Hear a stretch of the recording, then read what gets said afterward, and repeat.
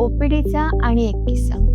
पेशंटची लाईफस्टाईल विचारताना पेशंटने सांगितलं, "मी रोज लिंबू, मध आणि गरम पाणी एकत्र करून घेते." पण हे लिंबू, मध आणि गरम पाणी एकत्र घेणं योग्य आहे का?